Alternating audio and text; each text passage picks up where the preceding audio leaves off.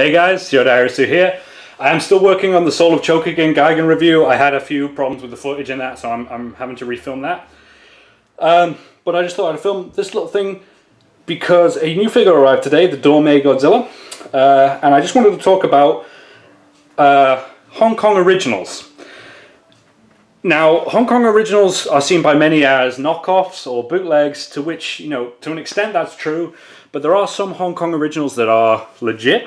And I just wanted to talk about the three sort of main ones that I've seen and the three main ones that I'm aware of. So, the first and probably most well known is the Imperial Godzilla, which I have reviewed.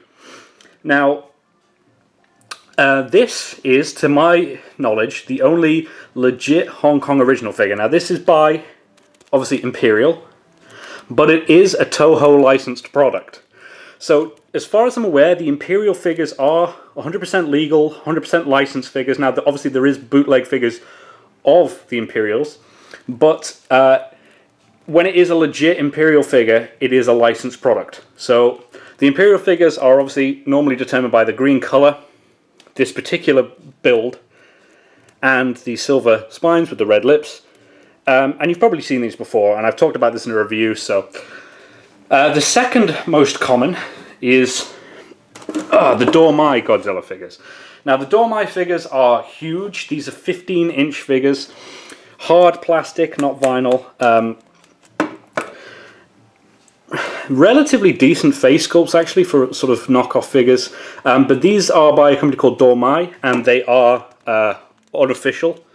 I don't really think you can read it there, but it says Dormi up here, 1986. The Dormi figures, these ones come in several different colours. The most common one is this one, this black and sort of green one. But I have seen them in red as well, I think it's quite common, and the blue.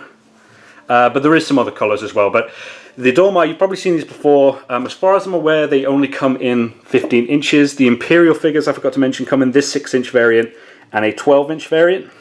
But the Dormi figures, as far as I'm aware, are 15 inches only. So the third and, well, the third most common anyway, Hong Kong original that I've come across is this guy. Now, I don't know what company makes this, but I've seen this mold used hundreds of times. Now, this mold is determined by the sort of thin build of it, streamlined head, and the downward curving sort of shark fin type dorsal spikes. Now, this is, again, made of hard plastic. And it's quite low quality, but there's never any dates on these. I've seen 4 or 5 of these in person. This is my own personal one. It's got my name, my YouTube name on the foot there because I've used it for some stuff in the past. But yeah, I've never seen any of these with company names or anything, so I don't know who it is who's responsible for them, or maybe it's different companies using the same mold. But they're actually quite common, and you can get them in different sizes. I've seen 6-inch, 8-inch, and 12-inch variants of that figure.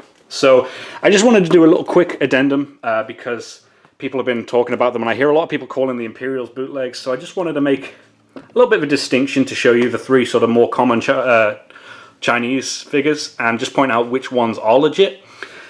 As long as they've got Toho on the foot, the Chinese ones are legit.